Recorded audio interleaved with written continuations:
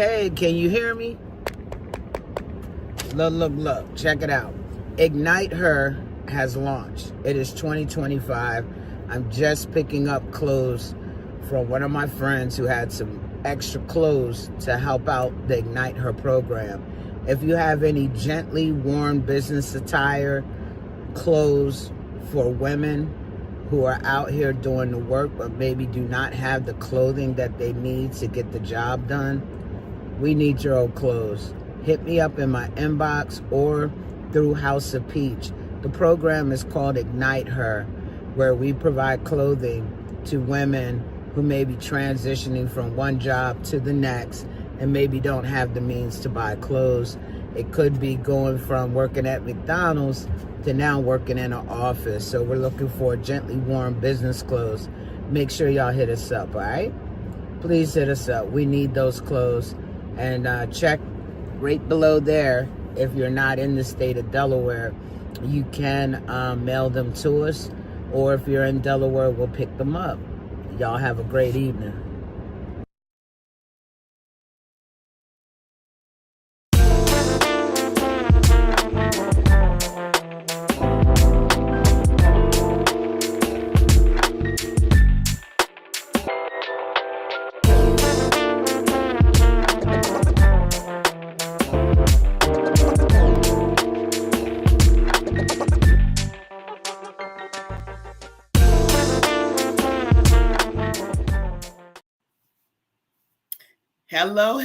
Hello, y'all. Guess what? It's Monday. And what does that mean? That means that it's time for the Boss Ladies Lounge.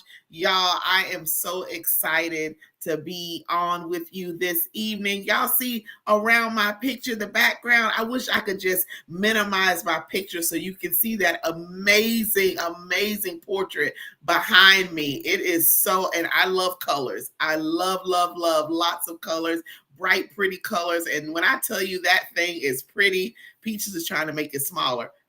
She made it bigger, but that's okay. You'll be able to see that at another point in time. However, it's time for the show. I need you to come on, like, tag, and share. Share this out. If you're on YouTube, share it out. If you're on Facebook, share it out. If you are on, well, my Instagram isn't working and connected, so we're not going to say Instagram, but we have a number of platforms that you can be on to watch, that you can share this out.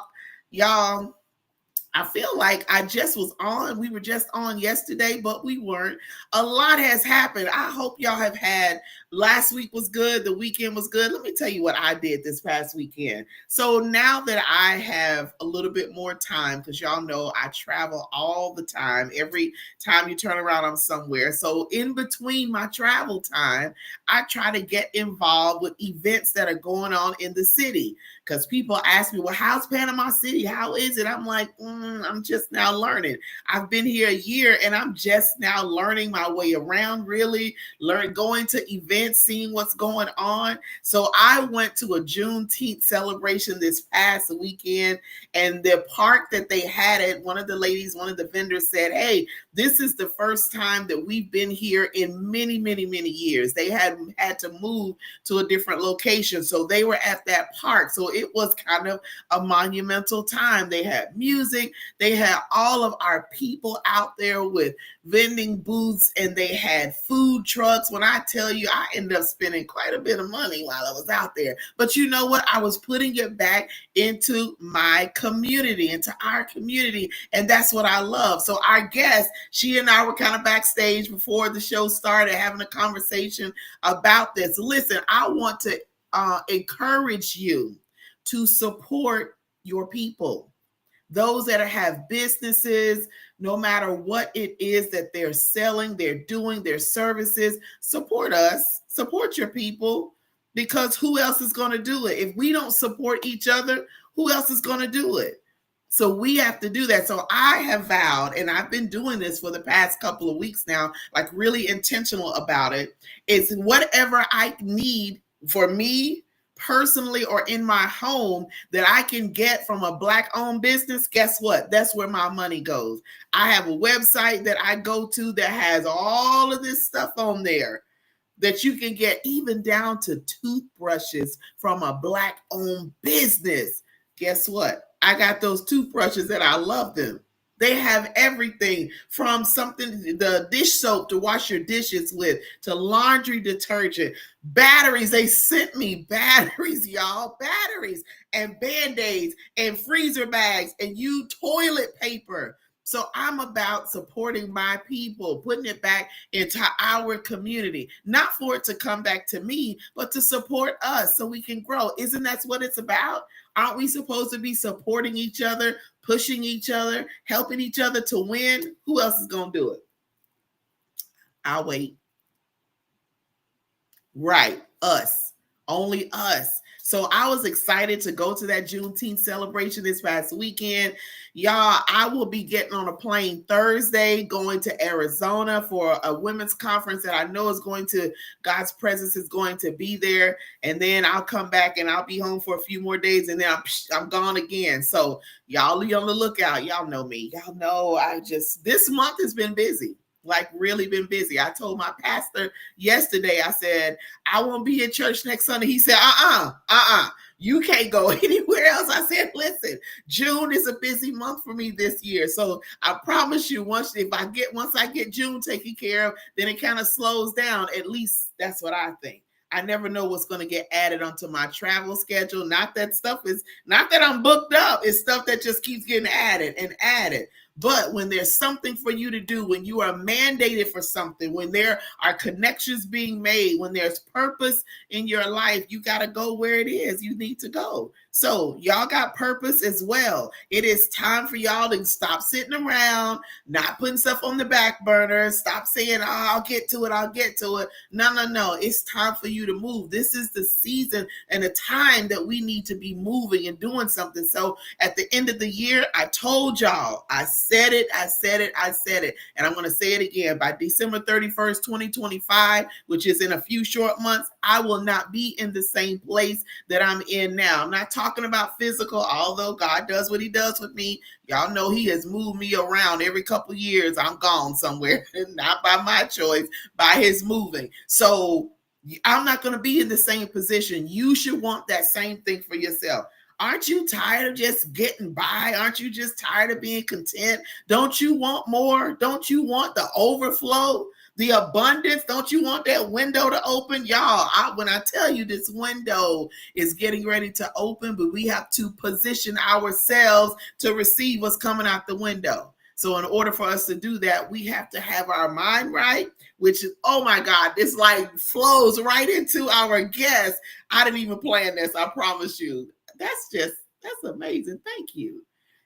We have to get our mind right in order to receive what's getting ready to come to us, don't we? Yeah. Because if you have a negative mindset, if you don't think you're not going to do it, if you don't have the drive and the motivation to do it, guess what? You're going to either one or two things. You're either going to delay it or it's going to be dead in the water, which means it ain't going to happen. So, hey, Abundance, I see you. Pastor Kyle, my brother. Oh, my goodness. I miss you so much. So good to see you on. Listen, if y'all on here, y'all need to like, tag, and share this out. We have a phenomenal guest that's going to be on. Oh, hey. Oh, so now you decide to come on. Look at you. Look. See there? All the co-hosts want to come on late. Hey, baby, how you doing? I'm doing good. How are you? I'm doing great. I'm just talking about having your mind right before our guest comes on. I want to make sure that people prepare for what's getting ready to come. So I know, and I want to talk about you for a minute because y'all don't, some of you may know or not know, but I've been mentoring Kimberly for a year. We just celebrated a year of me mentoring her. And when I tell you the change that has taken place in her life, I had no clue what was being prepared for, what she was being prepared for with this. But now she's at a stage in her life where things are being turned up and there's so much that she has to do. And now it's becoming overwhelming. And so I've been talking to her, listen, you have to get things in order as far as time management and writing it down and not getting overwhelmed, because this is the time for you to do things to make an impact. So when it's time for you to move, when it's time for you to grow, guess what? You got to do it. Either that or die. Like I wouldn't want you to die. All this hard work you've been putting in for a year just for nothing. Yeah, no. Right. Talk on that a little bit. How you've been feeling with it? It's definitely a different avenue. I was used to like the nonprofit side of it, but like actually being like an actual business owner, and um, I felt like with a nonprofit, it was more kind of laid back. I kind of flowed with that. But being a business owner and actually making sure that like your budget's right, all these different documents, like when you're doing events and different things like that, it can get overwhelming. Copyrighting your name and getting your logo verified and all different types of things, it was a little overwhelming for me. um, but I took some advice from another lady. She was like, sometimes you just have to step back from it, and I kind of did that, and I kind of recentered myself, so that helped out a lot too. But I would say don't give up. It's a little pressure, but what happens when you have pressure? It builds diamonds. So. That's facts.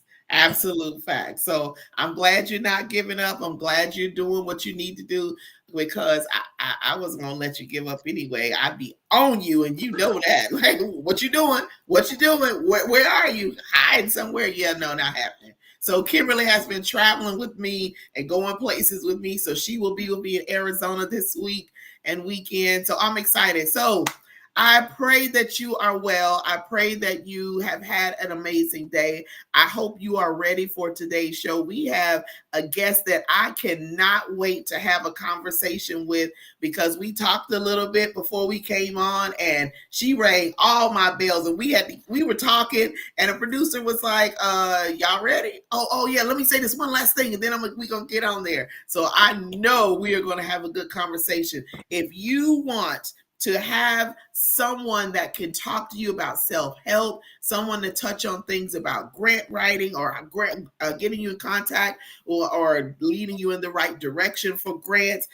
She's won a Poets Award. She has links to her businesses and books that she's written, everything that we as women and actually people need, because not only for women, it's for men as well. We know I have had some of my friends, my male friends, like, oh, isn't that a show for women? Well, yeah, we are highlighting things that the women are doing, but guess what? We want the men to support us. Who else is going to support? Like, we can support each other, but we need your men. We need y'all strong men supporting your women. And I don't mean women in the relationship sense, women as women of color, women in your same race, your sisters. So men, don't be afraid to come on the show. Don't be afraid to watch. Don't be afraid to like and share. Y'all need to just cut it.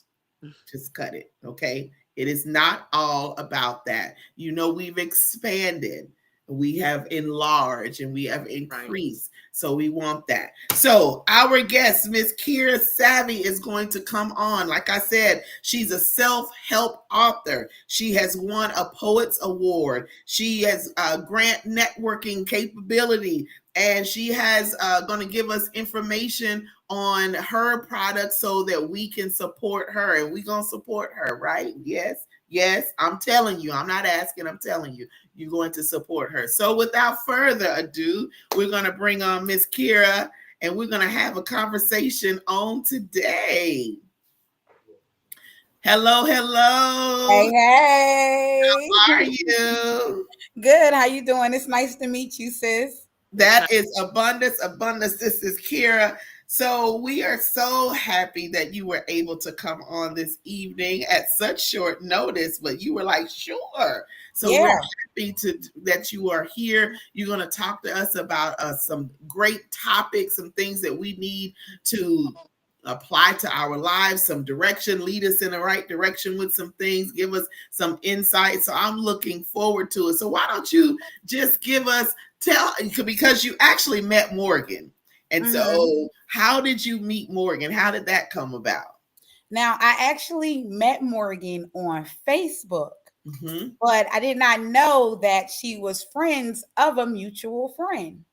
So, and I found that out later at the FPI network event that I actually invited her to. So I was just reaching out to different folks in our community in Wilmington in Delaware, different Black women entrepreneurs that I knew might have been interested, and I ran into Morgan. But when I met her, this is what I love about the connections that I make. It's like me and sis like already knew each other for real, and that's a part of her energy too, you know. Yes. And being attracted to light attracts light, and Mm-hmm. that's how I am, and that's who I am. And when she told me she had a podcast, I was like, yeah, I used to have a podcast 3 years ago. I used to host my own show, and one thing I was missing was that support and was Mm-hmm. that community in that network. So when I see another woman, a Black woman doing it, I'm all for it. I was like, listen, let me get myself together Monday. Let me run all my errands and come sit on this couch and do Right. what I need to do. So y'all giving me a moment that I am incredibly thankful for. So thank you for having me. That is awesome. So, let's just jump right in. So I Mhm. don't have any scripted questions or anything. I'm just kind of going watch how it leads. But I do want to ask you about your self-help book. So what's Mhm. the title? And how many of them do you have in the titles? So I published two books. The Okay. second one is a self-help book, and it's a 36-day guided personal journal with writing prompts that also Mm. precedes my poetry. I have it here, and it's called A Compilation of Complications with No Explanations, a guided journaling experience. So it's Mm. basically filled with 36 days. Each day has a different writing prompt, and the poem basically just highlights what the question is that follows.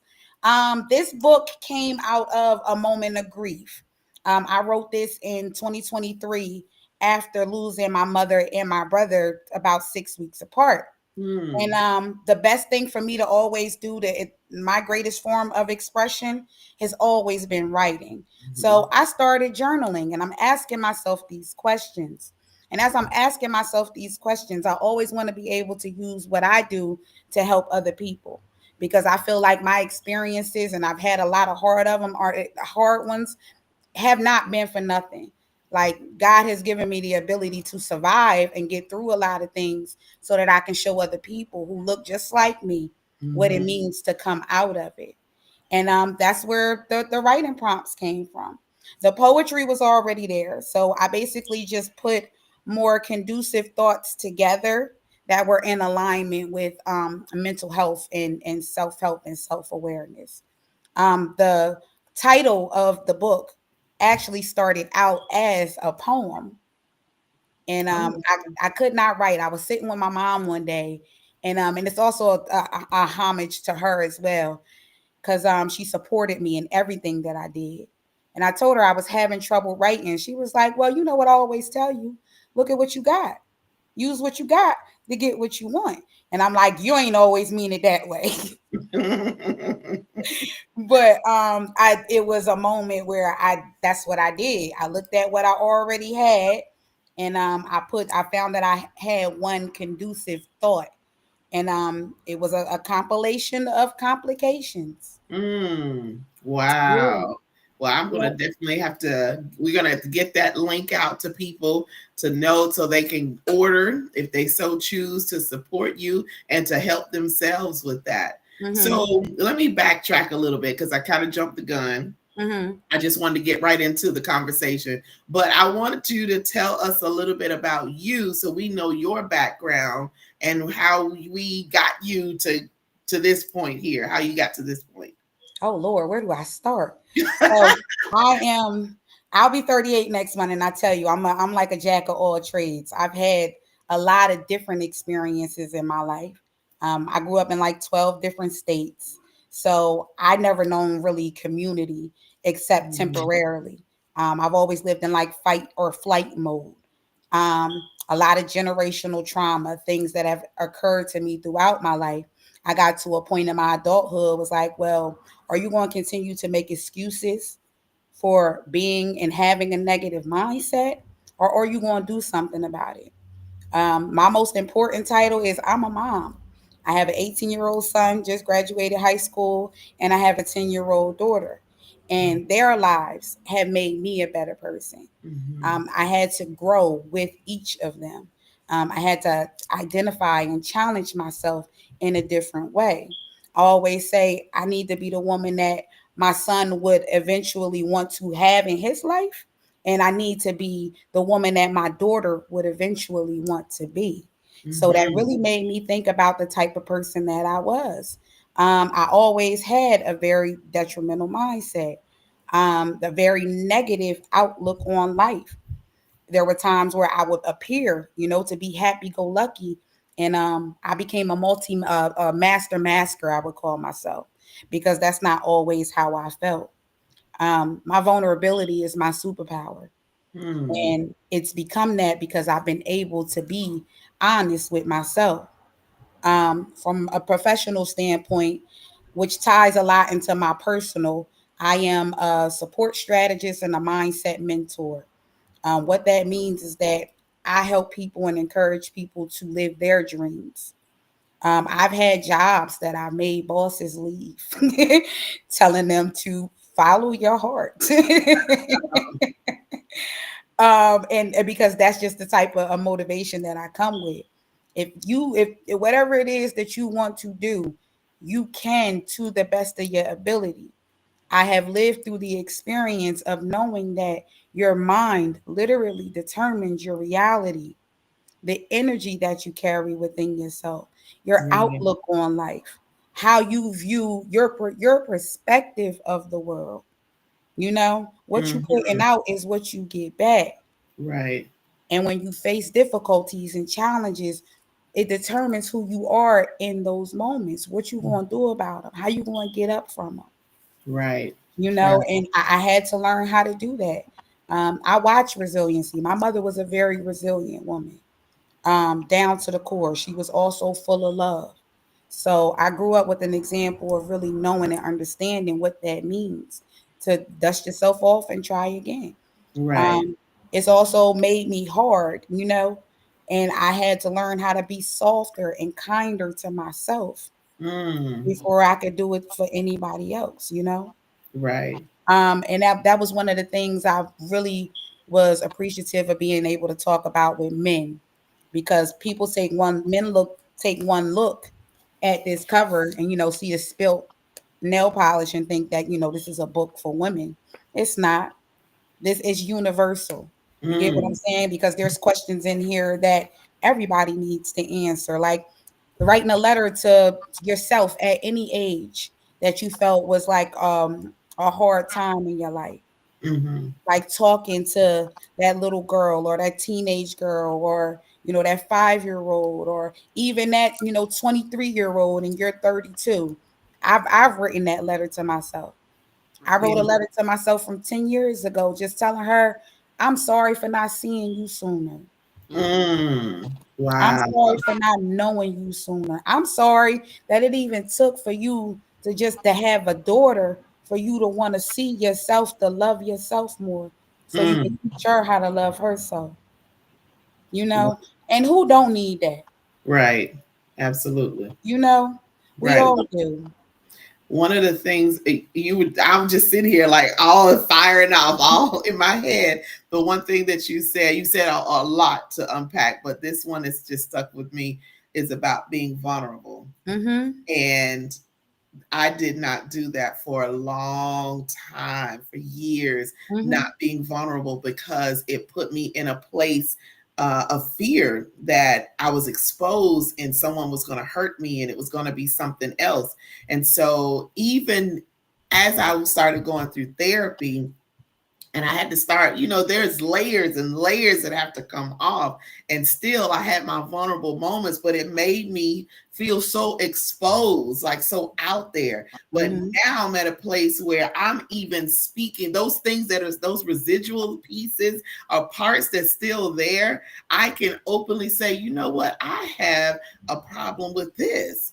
this is still lingering. I need to do something about that. And Mhm. so I do journaling too. I have books, books I've like been reading back over the years, like, wow, I wrote that. And Mhm. so it just all of these emotions and where you were, I see myself where I was to where I am, but we gotta accept and acknowledge where we are and not keep trying to mask over it, because whatever you're dealing with, it's going to manifest some way. And that happened to me where I knew I needed therapy, is because something manifested in my life in my adult years. And I was like, oh my God, I need to do something about this. You need to stop acting like everything is cool and you're good and you are not, because this has come about. So I am a supporter. I'm a pusher of people to for therapy, for journaling, whatever you have to do. Just be real with you.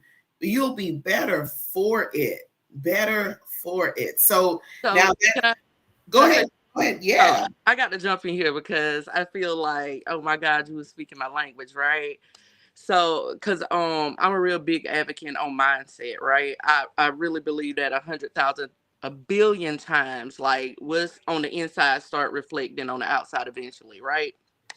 So my question to you is, like, I know I heard you speak on, you had your daughter and she made you want to be a better person. You lost your mom and your brother. But what was that one moment that, because I feel like in the story, there's always that kind of epiphany moment that you just sat down, and were you broken when this happened? Like what Oh made yeah. you go to that place that brought this woman forth?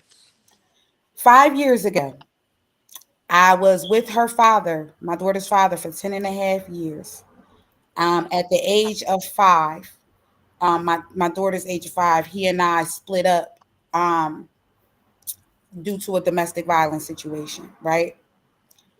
If it was not for that, I wouldn't have been able, I had to lose myself to Mm, find me. I realized in that moment that I was lost in somebody.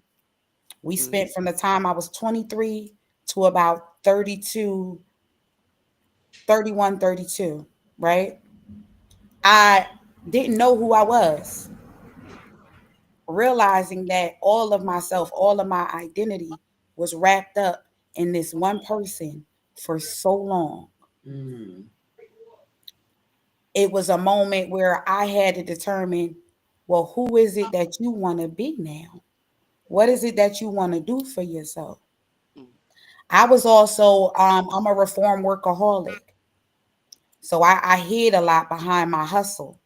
mm, I was in the midst where I was an operations manager mhm, for a janitorial company, and had to file a discrimination lawsuit. Was being discriminated against on the job. mm, So all of these things happened. I lost my job. He and I split. I got 2 kids. I lost me. mm. And what I've known and what I come to find about going down, it ain't nowhere to look but up. Right, mm, right. I also had to come to terms with having undiagnosed anxiety and major depression, Mhm, mm, something that I lived with mhm, all of my life, mhm, that I've lived with, just operating out of that, mhm, not realizing that my perfectionism as a child, constantly being hard on myself, having to be at the top of my class, having to be the best of the best, was my anxiety. mm, So it was like so much that came down on me. And it was a practice in motion over time, over the years. And I'm 5 years into that. mm, And I started really focusing on my spirituality. But that was my calling back to my relationship with God, to building a relationship with Christ. Realizing that a lot of the experiences that I had, like I said earlier, was because I was supposed to go through them. Like mhm, I was supposed to have them. So I tell people all the time in the midst of breakdowns, when I speak to folks in the midst of their breakdown, it ain't nothing left for you to do but get up. right. Because if you give up, then you missing out on an opportunity that you don't even know is coming yet. Right. You're That's talking to somebody who's had suicidal ideation as a teenager. Right. You get what I'm saying? right. Being in a place in my mind where I don't even have any control over it. Mm-hmm. You get what I'm saying?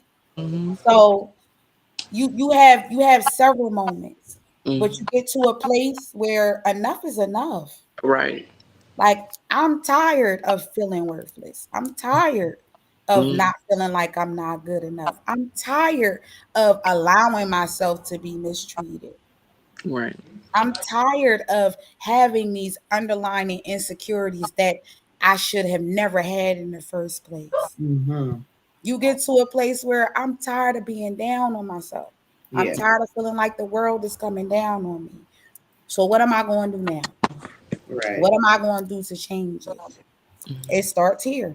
My Right. podcast is called literally Just Talk Radio, and I spelled talk TAWK, to acknowledge with knowledge, and it ended Mm. up being a self-help podcast. I Mm-hmm. find myself always in these positions of wanting to do for other people what I want to do for myself, Mm-hmm. Mm. or what I would want somebody to say to me. I Right. go back to my podcast now, and Mm-hmm. I'm like, yo, I was literally pep talking myself. That's Like, that. before I had any listeners. Like, Mm. I go back and listen to some of the situations that I was speaking on, and what I was going back in that time and recalling where I was at in my life in that time. It was like, yo, I was actually speaking to my future self. Wow. Like, I, I sit and hear my own voice, like, yo, this is crazy because I actually needed to hear this right now. mm. How does that make you feel to go back and listen to those previous shows and hear that? Like a time traveler for real. Like, grateful Uh-huh. because my show wasn't that popular. It didn't get a lot of traction.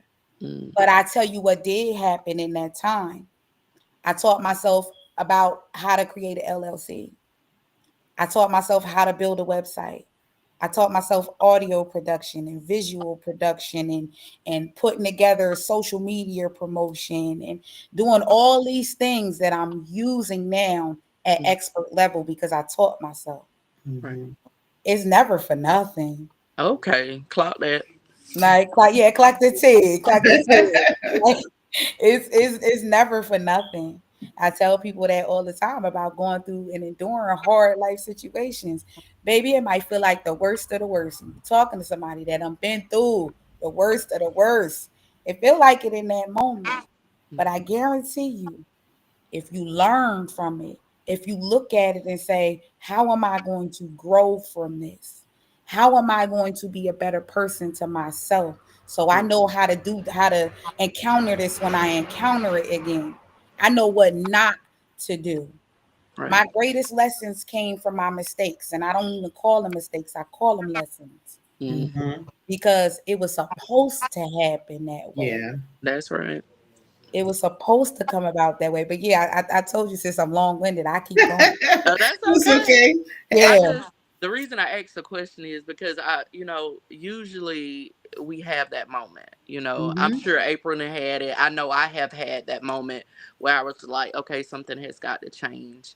So, but Hmm. listening to you, I promise, it's like a reflection of myself. Like I'm Hmm. listening to you, and I'm like, do I know this lady? Has she heard my story? Yeah. Well, that's one of the things I can go back to about being vulnerable. I wanted to go back to what Erica was saying about um like hiding, right? Because we was raised like that. You don't tell a family business. You don't Mm, have everybody all in your business. And my stepfather was on the run. The reason why we moved around so much, so we had to hide. Mm. So I had to hide a lot of who I was. I mhm, was a real shy kid. I was real timid. And I was afraid to speak up for myself because I Mm. was told you don't talk about certain things, even being coached on how to present yourself, you know, Mm. what to say when you go to school, how to present yourself around, so at the doctor's office, anything. Yeah, You get what I'm saying? I can It relate made to me, that. yeah, To it that made me want to fear. be more honest. Yeah, I can It, relate to that yeah. fear of not wanting to. You stuff is going on, but you're too scared to say anything because you don't know what's going to happen from that. So you Mm-hmm. just, I would want people to just mind read me, just like mind link me and just listen to me. And so my face and my mouth was, my face didn't show anything and my mouth wasn't moving, but can you just mind link with me and hear what I'm saying? Mm-hmm. Because, you that's what we were taught. What goes on Yeah. in this house stays in this house. What happens here, you don't talk about that. And I can't imagine, that they are still, and there's still children, people that are dealing with that even today and are suffering. And it's going to take them that much longer because society has changed so much from when we were younger, so Mm-hmm. changed so much. And it's going to possibly take them that much longer to get out of that from where they were and what they were thinking and how they felt. Mm-hmm. So, now let's tie this into the topic because Morgan gave it the topic, having a royal mindset. So with everything that you've dealt with and gone through and overcome, how would you say you have a royal mindset and how did you get to that point? Well, for me, I see purple when you say royalty. And that's also my favorite color. It's been my favorite color since I was a baby. But um, I would say really owning and being authentic to who I know I truly am. Mm, Um, Embracing self discovery, embracing growth. The way I speak to myself is a direct reflection of how I feel about myself. When you think of royalty, you think about a person in a position of servitude to mm, have to serve other people. So you have to be able to serve from a place of compassion, a place of understanding, of mhm, emotional intelligence, of understanding what it means to have a higher mindset or reach from a higher vibration, if you will. mhm. That's when I hear having a royal mindset, that's what I think of. Yeah. I like that about the higher vibration and different frequency. Some people will demonize that like it is, oh, no, no. But I found for me, I operate on that, on a high frequency, high vibration. And with people that are not on that level and they're much lower than I am, I just can't. I can't. It's tones, certain tones that I can't even listen to because it Hmm. puts me in a different space that I don't like. So even when I listen to someone talk, if their voice, something in their pitch, their tone of their voice, I just like tune out Hmm. because I cannot. And it's not that they're not saying good, possibly giving some good information. It's just that what you have coming out of your body, I can't hear it. Yeah. I cannot receive that because it just does something to me. And people have to understand, you got to pay attention to what you to have that mindset. You got to be on a different level. And I'm not saying being on a level where you are looking down on people and Hmm. you making it seem like you're better than them. You have to think more of yourself. Hmm. You have to know that you are worth more than whatever someone's saying or what you may have thought in the past or your mistakes, because our mistakes are lessons. They're not mistakes, they're lessons. And like you said, you had to go through those things. We had to. At any given time, God could have stopped whatever we were going through, but He allowed it for a reason. Everything that we face, He allows it for a reason. And people think, why is God doing this to me? Well, you need to take a step back and see what is it He's trying to build in you? What kind of mindset is He trying to change or bring out in you by allowing you to go through these things? Or are you just going to focus on what you're going through and think this is an attack on you? No, don't look at it that way. So I abundance, your thoughts on a royal mindset. So, pretty much agreeing with you ladies, I feel like when you have a royal mindset, it is like she said, like you're able to vibe at that higher, you're able to vibe at that higher frequency, but you also know people need you at a low frequency as well. Like, Good. don't I'm a person like duality, right? And I also believe like um boundaries are good to have, but I'm the type of person that believes sometimes we set boundaries, but it also keeps us from getting the message that God is sending this person that we think so negative, right? So sometimes I think we have to be careful with that as well. So a royal mindset, I would definitely say, don't sit too high or don't vibe too high and forget about that lower frequency, because sometimes the duality of everything, you need that as well. That's true. But you're right, because some people, because you do vibrate on such a high level, they do need that, because you probably got to bring them up to where you are. Mm-hmm. Sometimes we have to be at this place to not shun them or ignore them, but say, you know what, let me help you come on up. And then it becomes I'd say a domino effect, because not only doing that for them, but it's just going to repeat itself. I would So, always also say, don't only being in a royal mindset, don't only be a giver, be able to receive as well. Mm. that's good. That's Yeah, because that's the one I still struggle with. Yeah. And I feel like looking down on other people is low vibrational for real. Right. Because everybody, I don't at the human experience is so complex, but it's also very similar. All Hmm. of our human experience is a lot of, we all have emotions that we deal with. We Right. all have life situations that we deal with. Somebody had to give you an opportunity, a chance to show yourself and prove yourself at some point. Right. So we get to this high vibration and then we look down on other people who aren't there or who have a hard time getting there. We yeah, don't realize that that's a low vibrational base. right. Right. You 'Cause- operating out of a low vibrational mindset. yeah, So Right. knowing and understanding empathy, that's what Mm, empathy is. yeah, Being able to understand, put yourself in somebody else's shoes. Right. right, Like I've been there before. right. And I even had to learn how to meter that.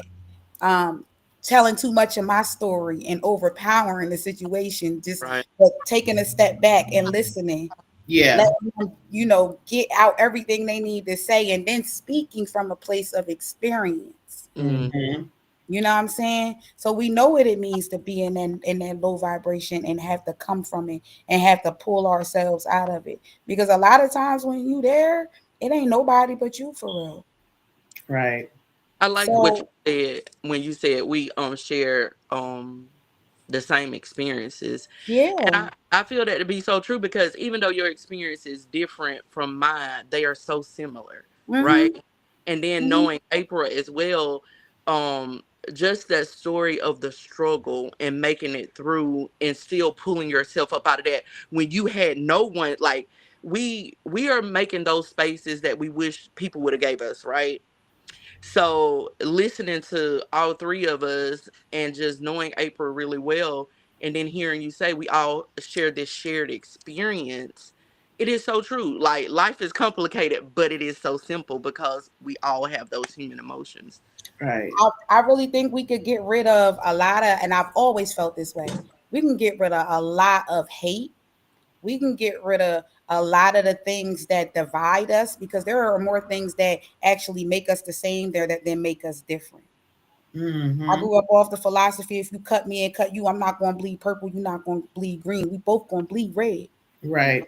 I got a heart inside of my chest, just like you got a heart inside of your chest. I got a mind that thinks, just like you got a mind that thinks. Mm-hmm. You get what I'm saying? While Right. our experiences, our bodies, our lives, our backgrounds, all of these things are different. And that's what makes us beautiful. Right. But we can get rid of a whole lot of hatred. If Mm. I was able, if somebody was able to look at me and have a similar situation and be like, dang, I've been there too. Because Hmm. it's possible. Mm-hmm. Like the, Uh, the one thing I say is universal. It's like life and death.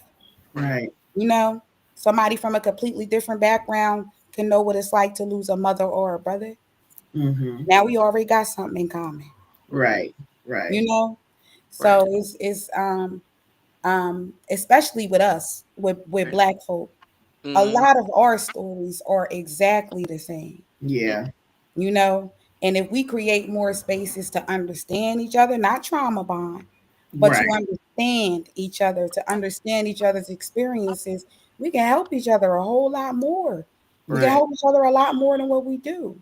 Right. Right. And like we had mentioned before we started, to stop gatekeeping. Like Mm-hmm. we all gotta win. Mm-hmm. We Right. all need to win. We all trying to be better people. We trying to Right. take care of our families, Mm-hmm. especially with the things that we have lived through and are currently living through. Like it's wild. Mm-hmm. Exactly. Like why can't we learn how to be there for each other? Right. Um, especially with our men. Our men have it hard. They They do. do. They do. They Like do. they have it. They've always had it hard. And because women deal with so much, we have a tendency to take away from that experience. Mm-hmm. Like I grew up seeing that. I had two, Father's Day just passed, and I was thinking about my dads, my stepfather and my biological father. I knew two sides of the gate. Both of them was hustlers, but one Mm-hmm. of them was more clean cut, about his business, blue collar man, and another one was from the street. And I both seen them deal with things physically and mentally that they would not tell anybody about, that they wouldn't share. Because Mm. the only thing they ever wanted to do was provide for their families, was take care of Mm-hmm. their families. And we put that pressure on men, like, and it's almost like we put them in a position where they're not supposed to feel. Right. Mm. And we forget that they human too. I had Right. to pull myself back. A friend was going through something emotional. And because I know his character and I know him to be a strong person, Mm-hmm. I got to a place where I was like, you acting weak. Oh. Mm. I said that to him. And I Right. had to apologize to that man. Right. Mm-hmm. Why? Because that was a subconscious thing in my mind to only know men to be strong, right? Right. To not, oh, you this ain't what you supposed to be doing. That's not. He's going through a hard experience where he needs to express his emotions. Yeah. Like he's a human being. And we don't give them that space. Same Right. thing with my son. My son has always presented super stoic. Like even, reprimanding him throughout his life, no emotion, nothing. And what I found later on is that he was bottling it. Mm-hmm. Mm. He was holding it in until I started telling him, you can cry. Mm-hmm. It don't make you weak. Mm-hmm. Tell me how you feel. You Yeah. don't like something mommy said? Tell me. I'm Right. not my mom. She was, oh girl, I don't know why you let that boy talk to you like that.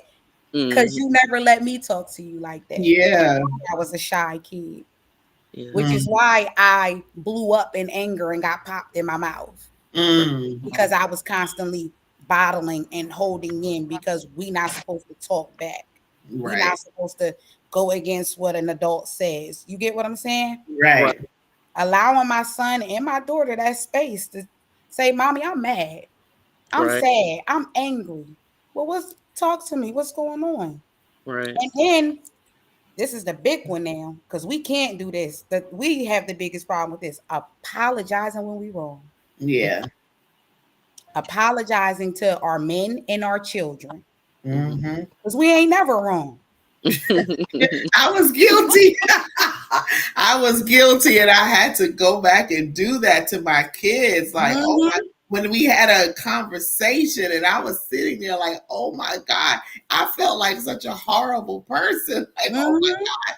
But when I did that, and so now the relationship I have with my kids is like amazing.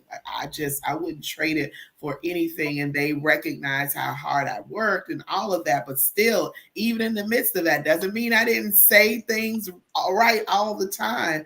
But we're not too big for that. But that programming with the men, we are programmed. Mm-hmm. No, oh, you're supposed to be strong. You're supposed to be tough. You're supposed to be able to handle it. And then these men out here like committing suicide and doing crazy stuff because they're not allowed to do that. So I Yeah. know I won't be doing that at I'm all. My son, I saw him really break down and cry when I left New Jersey and moved to Texas. And up until that point, I had never really seen my son. I mean, I've seen him shed tears, but when I tell you the sound that was coming out of him when he was just so heartbroken that I was leaving, like I have never heard that. And when I tell you, I hollered and cried like I was being tortured because I just could not believe that. But, you know, he felt safe enough around me and his siblings to do that, to show his emotion. And oh my goodness, it was something, definitely something. Let's shift into your poetry. So when did you start writing poetry? What led you to that? Was it, you know, any special event, or have you always been writing poetry? I've always loved to write. Like ever since I was a little girl, I used to write. Like I learned in drama class about screenplays, you know, and the different positions on stages. So I would write screenplays for like the church events. In my teenage years, I liked to sing as well. So I started writing lyrics to song. I hear music in my head, so I can kind Mm, of just write from. I never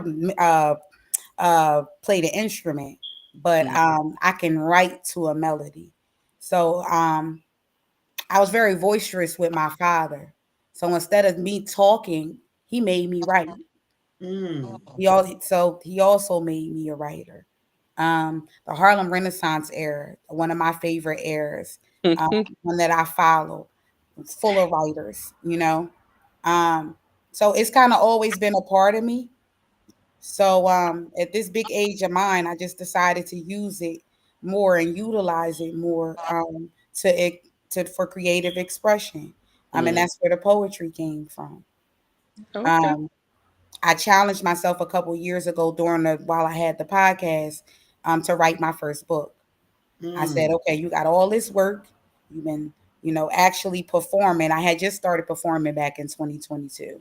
Mm. Other than that, it was just like all in journals, my own personal thing. But what I found is that I'm a performer as well.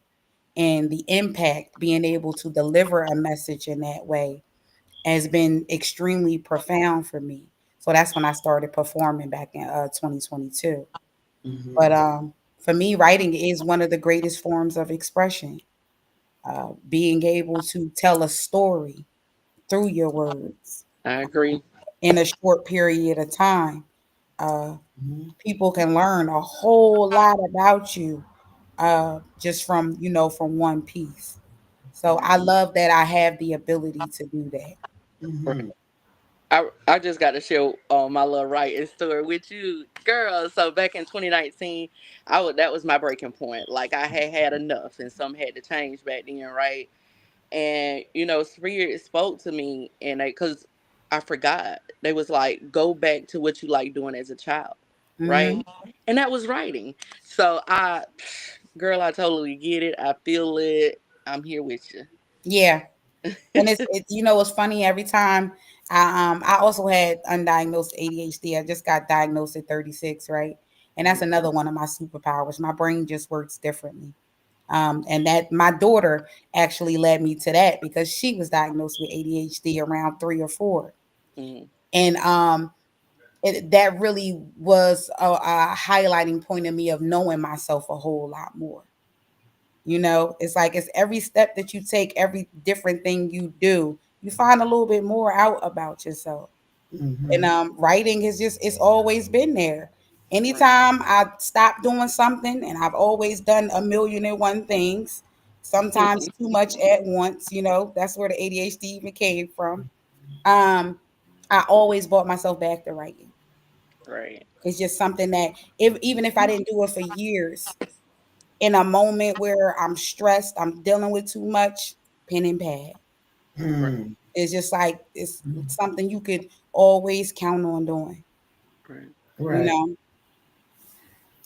So this has been really good. Now let's slide on into this networking, this grant networking. I know you wanted to touch on that a little bit, and I'm sure there are people that are watching or will watch the replay who have businesses or and want to look into grants and how to even get to navigate to that area. And I know you have experience or connection with that. Just kind of give some pointers or some information to people in regard to grants. This will be good for you, Kimberly, with all the stuff that you want to do and are doing. Definitely would be a benefit to you. But talk about that. So I know a little bit more about the writing side of it, Okay. but I am connected to a network, the network, the entrepreneur network that I was telling you about, where Morgan was for the coffee meetup, called FPI Network, and the CEO is Lady Farley. So she implements a lot and actually receives a lot of grants for small women businesses, Black women businesses, that are looking to for expand. Mhm. So she knows more about how to actually get the grant. I know more about the writing side of things. Okay. I went to Kaplan University for a year for technical writing, and it was an emphasis on grant writing. Grant. Mm. What you want to do, though, I can give that information, is when you're looking for a grant, you have to make sure you're looking in the right place. Right. Mm. So, whatever product, service, or business you have, you want to make sure you're looking for grants that cater to that specifically. You Right. also, the one thing, the one part that nobody wants to do, you gotta research. Okay. Right. Like you gotta Yeah. research. You gotta see what kind of, if there were any grants that were actually approved, especially government grants, for what your products or services are. Right. Find out how often they get them. They Right. also have these like startup competitions, where you can pitch your business for Mm. grant money or for funds that you don't even have to worry about getting back. There's companies that Mm. seed invest, but gotta research. Right. Right. Gotta research. I spent a lot of time on grants.gov just looking at the different things that they offer. There's a lot of grants for nonprofit work that people don't look into, but they're sometimes project based or program based. Mhm. So you have to be looking at, okay, well, what is it that I'm offering? And then what is this grant offering? Is it a connection? Is it something that they're actually going to approve me for? I Mm. say just continue, do the homework, Right. do the homework. And I think that's what really helped me out, is wanting to find information. Like I'm a lifelong student. Right. Mm. So I give people that information. Right. Well, Yeah. ladies, I got to go. It was very nice meeting you. I'm definitely Nice going to click meeting on your you. profile and Yes. meet you. Yes, Um, and there's a lot of information about the FPI network. And listen, we are yeah, expanding, we are growing. Sis, tap in. I am tapped in. Hmm. Bye, y'all. All right, take So care. the FBI network, is there a Facebook page or a website that people can go to check There, it out? there is. So on Facebook, it's you can look up either a BK Farley, which is the CEO, or FPI Network LLC. That's F like Frank, P like Paul, I Network LLC. And it is specifically for Black women. And it's not just entrepreneurs, it's artists, there's community advocates, there are, nonprofit people who have their own nonprofits. So it's about women, Black women, literally us building connections to help each other, Mhm. bridging gaps between us, and helping each other grow. I tell you how I met them. I went to perform at an open mic that her husband was hosting. So her husband hosted an open mic. Shout out to Eric Crow Draven, big bro, at her boutique in Penns Grove, New Jersey, called Mississippi Vintage, every first Saturday of the month. So I was introduced to a mutual friend, and I was performing. And Lady Farley asked me to perform at her Women's Day brunch for the network. So I thought I was just coming to, perform, do my little thing, and that's it. But when I got there and I seen these beautiful Black women pouring into each other, there was a young lady that was there. They had that was in medical school.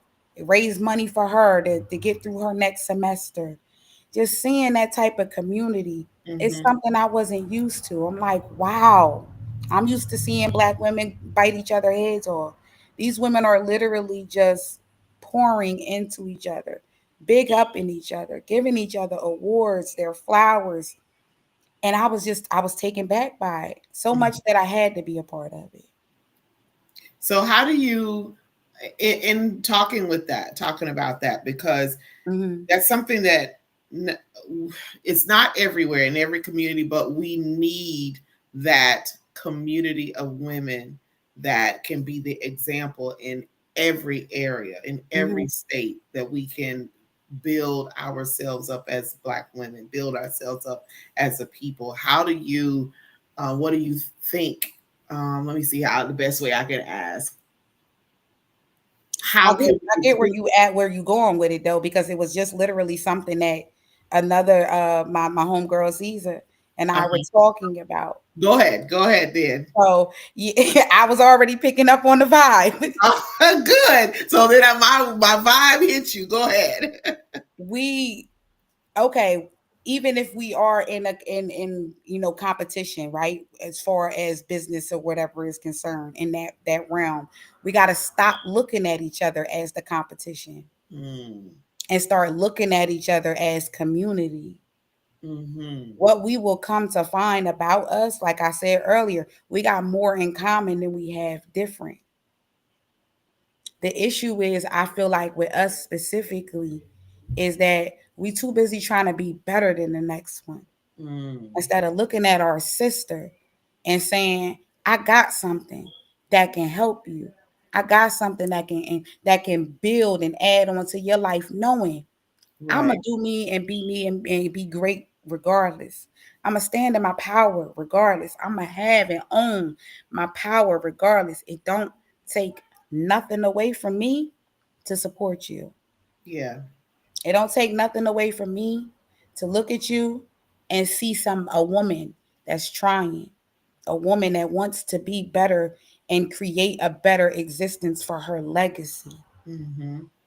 Like I think that we we turn our backs on each other too often, and then we also have this closed-minded mindset Yeah. where it's, oh, you can't sit with us, this is us and them over there, oh, we don't do that. We don't teach each other enough. Right. We don't teach each other enough, and we don't put ourselves in position to be teachable. Right. Got to be teachable and coachable. You have to be able to receive. And that's one of the things that Abundance was saying. You have to be able to receive as well as, you can pour. And I'm like that. I can pour and pour into people, but there's times I just want to sit and I want somebody to pour into me. Can you just, because I haven't arrived and I know that. And I want to learn more and I want to do more. And, especially with women, with us, like I've always been supportive. Like it doesn't matter, you can have, and one thing that comes to my mind are hairstylists. I could just see two hairstylists being across the street from each other, and people going there and they're booked, but they say, you know what, our schedule is real tight, but if you go across the street, there's my girl over there, she can help. And she may not even be your friend. You just know from her being over there, send that business over there. Don't try to squeeze them in and you take everybody. And now your customers are mad when you could just send them over there too. We need there's enough women in the world. Everybody can do well. Okay. But we don't, I hate that we don't have that mindset. When I go places, and I know you do this as well, when you go places, you were talking about, oh, we don't sit here, we don't do that. I just, whoever wants to sit with me, come sit with me, because I never know what hidden gem you have or information that you have that I need. And because you may not be in my immediate circle or where I hang out or who I am around, and now I'm shunning you and I'm just cutting off what I can get. Yeah. And so we all can go up together. Like we all can be supportive of each other and all be successful together, but we don't do that. Yeah. Now, not saying that all women are like that. There are a lot of women that are, but we need those, that the large portion of them that aren't, There needs to be something, and I don't know what that something is, to change their mindset so it goes to this royal mindset. We all can be walking the red carpet together, Yeah. all of us.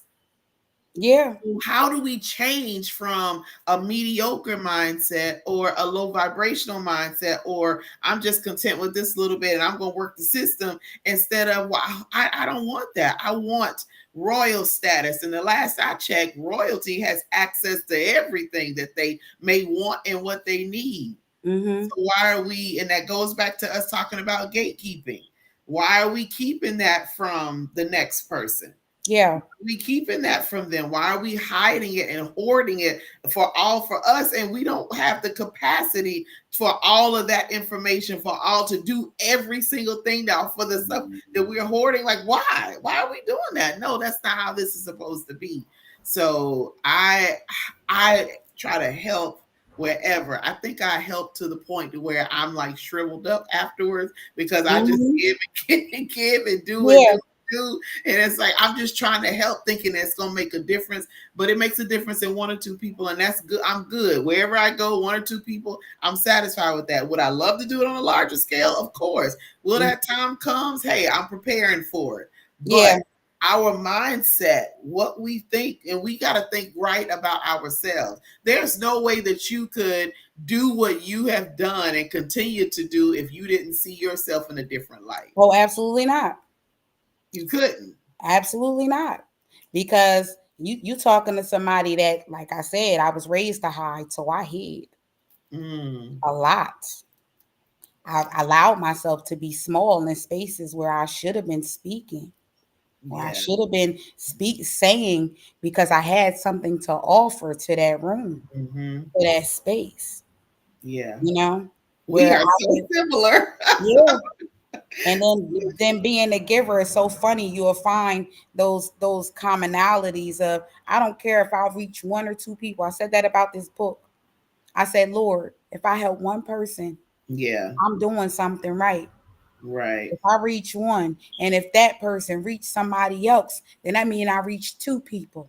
Yeah, absolutely. You know, and givers, we can speak to that. We have to think about how we think. I watched my mother, who was a giver all her life, gave to her last day. Heart of gold and huge, huger than both of my hands. You know, give of herself so much that she neglected herself, that she forgot about herself. If we want to have the capacity to continue to fulfill giving, then we got to give back to us. And a lot of times we give of ourselves so much because we're not used to anybody doing it for us. And all it really is a call for us to want to take care of ourselves. Because we do for other people what we wish somebody would do for us. Self-care is so important, because I was that person. Like, I did for everybody else, I gave to everyone else, and I neglected me. Some stuff that I may have wanted to do, I shrugged it off, because as long as everybody else is good, I'm okay. But now I'm a tad bit selfish now, because I'm going to think about what I like, what I want to do. So things that I wouldn't normally or regularly have done for myself, I do that. Even now, I have, and you can probably attest to this, being in a place of peace, whereas you were in turmoil before, and so much going through your head and so much going on in your life, and it was just constantly chaotic. And then your emotions are up and down here and there, and it's like, whoa. So when I got into this place of peace, and it real peace, and it hasn't been, I'm not ashamed to say, it's probably been the last 4 weeks, extreme peace, to where I can look at my phone. If it's ringing and I look at my phone, it's like, yeah, I don't feel like talking right now. So I'm not answering the phone. My D&D got settings, baby. I got specific times when Like, wow, my phone goes off. And oh, girl, I called you. Oh, that's because it was on D&D as a timer set. So that, just being able to just sit in that. I came from church yesterday, and they had an event for the fathers afterwards, and I came, and the house completely quiet. I didn't turn, I had the TV on and I was sitting on the sofa and I'm like, I'm tired. I'm just going to relax. When I tell you, I muted the TV and I was like, wow, this is amazing how this feels. And before I knew it, I was just like lulled right on to sleep. But it was Mhm. so peaceful and not having the phone just jumping 24/7 and me just feeling like I need to answer and talk to people. It's like, yeah, no, I don't do that. I Yeah. don't. Yeah.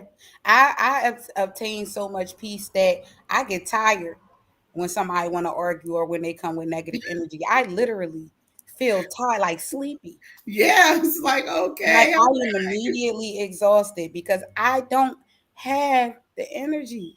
Yeah. My one of my favorite sayings about keeping a hold on to my peace, because I know I work at the tip of my capacity, right? Mm-hmm. I used to work over that, literally hanging off the cliff by a pinky, still trying to get it, Wow. still trying to go, still trying to do, like you said, as long as everybody else is good, I'm happy. Yeah. When I'm not really.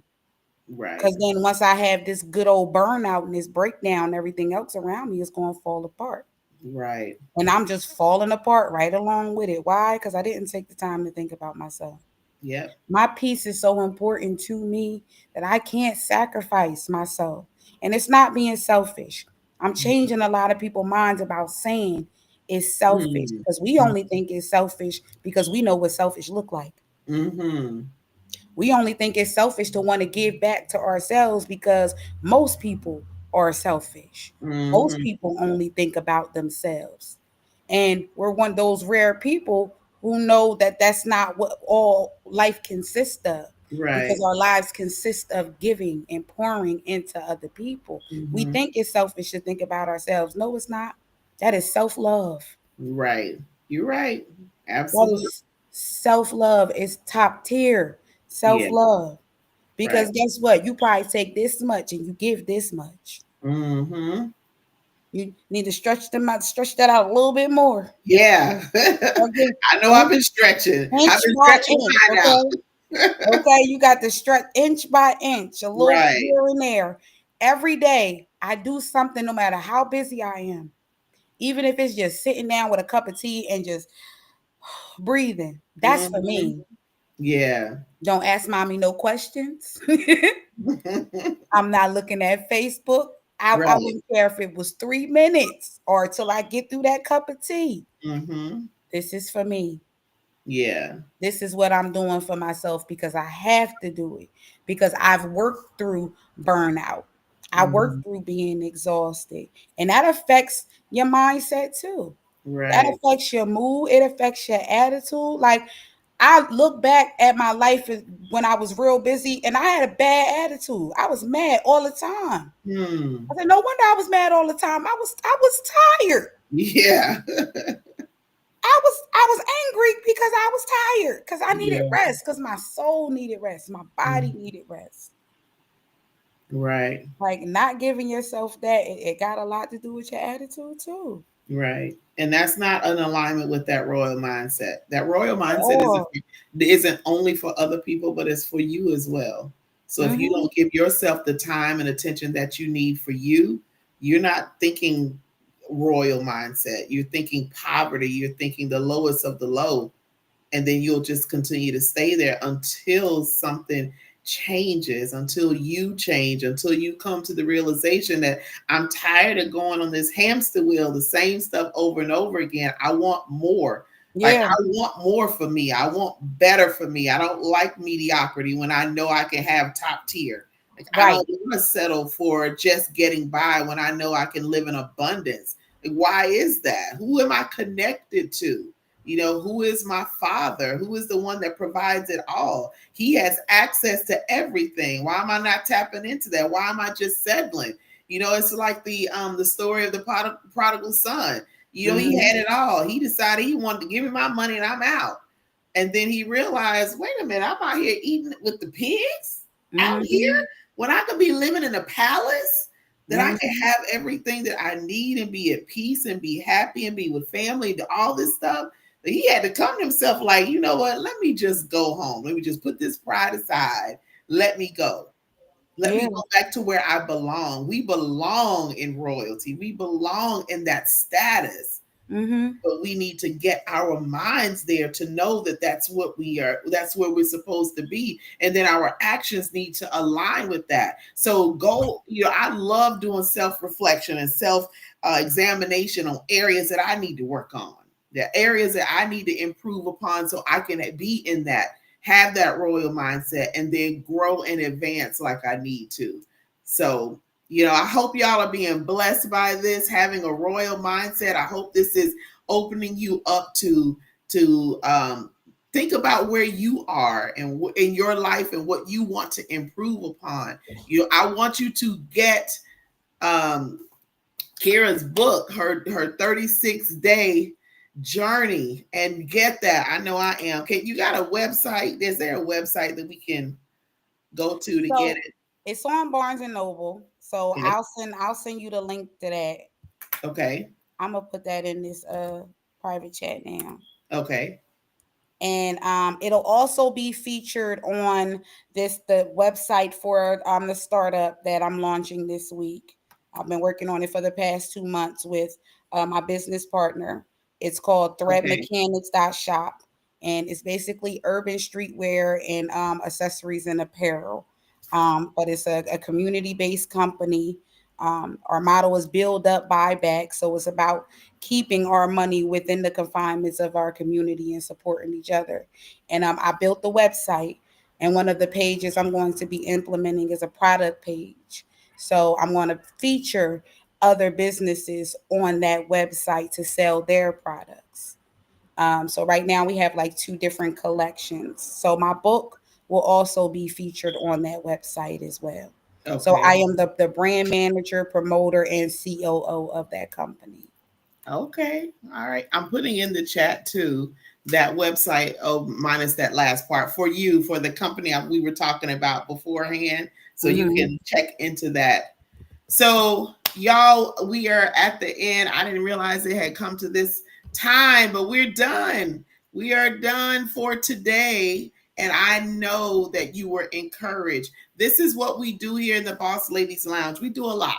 But one of the things that we love to do is to push you to your destiny, to a place of true happiness and thriving, not just surviving. We want you to thrive. We want you to have the mindset of growth, expansion, royalty. We want you to be able to be in a community where you are working together and you're all pushing each other. So whomever we can have on that would help to facilitate that is important. We have entrepreneurs, we have nonprofit organization presidents and coordinators, all of that here on the Boss Ladies Lounge. So we're going to thank Miss Kira once again for coming on. I thought Morgan was going to be able to join us. I don't know what happened. She did arrive safely in Chicago, but Yeah, she'll be here. she was running behind. She did make it at one point, but I think we got so caught up in the conversation.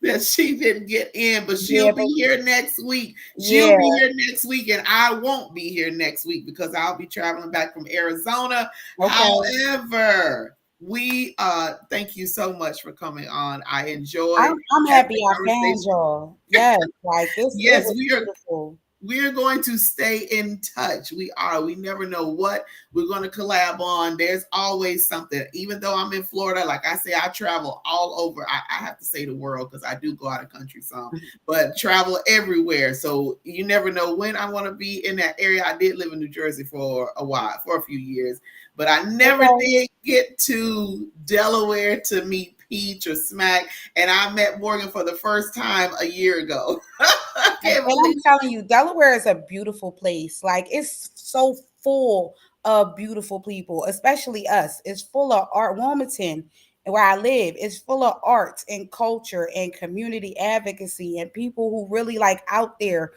boots on the ground, like Oh, getting yeah. it done, representing the community. Like it's Right. so much of that here. And I'm originally from Jersey. I've been Okay. here, I've been here going on 19 years. My son turned 1 year. And Okay. that's what I've come to love about here. Like it's literally so community oriented. And I absolutely love that. So Yeah, yeah, come check me out. And the I will. food, restaurants. Yeah, Top notch. top notch. And Okay. I like to eat, baby. I'm trying to watch it because I'm at the age where it doesn't go away. It just sticks with me. So I Listen, this gonna be what it is. I'm don't. gonna eat. Well, thank you so much for coming on. Y'all will be Thank you back for having again me. next Monday at the same time. If you or anyone that you know doing some great things that you want to highlight and you want them to have their time here on the show, reach out to us and let us know. We're not stingy. We have everybody on. We want to highlight and spotlight everybody that's doing some great things. And men, that's for y'all too. We can spotlight you too. Don't think it's just for the women. Even though it's the Boss Ladies Lounge, we can still have some boss men come in here as well. So until next Monday at the same time on all these platforms. Oh, let's not forget July 1st, we will be launching our app. I can't wait for the app to come out with all of this important information, everything that we do here with the House of Peeach, which is the umbrella company and Peeach Entertainment. We love Smack and Peeach and what they're doing. I just hate that I'm so far away, but that's okay. Planes fly every day, all the time, and I can get on one. I already told them that. So, all right, y'all, we'll see you next week. Y'all have an amazing week and an even greater weekend. Talk to you Blessings. soon. Peace.